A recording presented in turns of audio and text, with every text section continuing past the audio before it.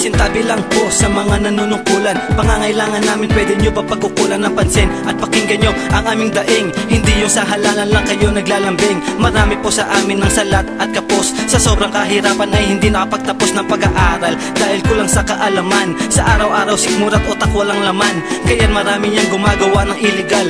Nalululun sa droga pag nanakaw at sugal. Ano ang sumatotal, mamamayang walang moral. Kumakayod ng gusto, sumasahod ng botal. Kailan ba magtatapos lahat ng pagdurusa? Kung sino pa niluklok, siya pa ang nagpaparusa. Ituturing kang basura pagkat di ka nakaporma. Sana nga pala ang pinangakong plataforma.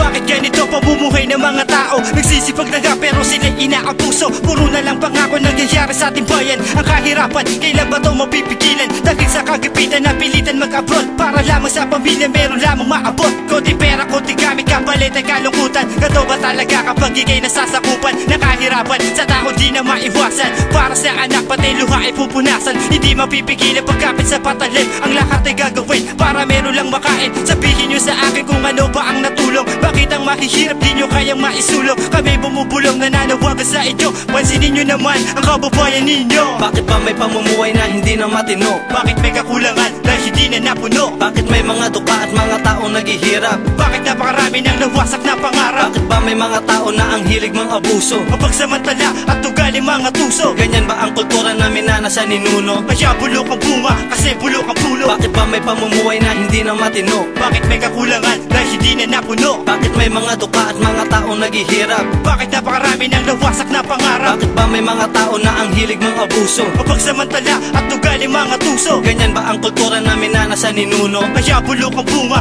kasi bulok ang pulo. Kumakain ng panis, dila ay ginagalis. Dahil lalo pang tumataas ang presyo na langis. Parang asong nakatali, akbang may limitado. Kung sino pandayuan, sila pa ang asensado. Sino bang dapat sisihin sa ating pananagoy? Bawat baryang pinagpaguran, nakasalang sa apoy. Gustuhin mang umangat, hindi makaabante. Pagkat hawak ka sa leeg ng kamay na may diamante. Tuturing ang pugante kahit di ka nangulungan. Pagkakait sa'yo kahit na konting masilungan. Ano ang nangyayari sa ating bayang sinilangan? Eto aking tanong, wala timog hanggang silangan. Sana'y magkaroon ng solusyon itong lahat. Ang mga nakaupo, sana ay maging tapat. Ito po ay panawagan ng dukat maralita. Pasensya na kung meron tinamaan sa aking salita. Corruption sa Pilipinas lalo lang nadagdagan. Mga tumatakbo, bakit tigang sa upuan? Pangako nyo ay nasaan? Bakit bigla na lang napako? Pangarap nyo sa bayan, bakit bigla na lang naglaho? Ako'y nalilito, hindi yan lamang gagawin. Pati pera tao bayang gusto nyo pa ang kinin. Pinaghirapan ng iba, kayo lagi nakikinabang. Dapat sa inyo magkaroon ng pakinabang. Bakit ganito ang sitwasyon ng ating buhay? Pati mga musmos sa inyo ay nadadamay. Wala na bang humpay ang kaguluhan nangyayari?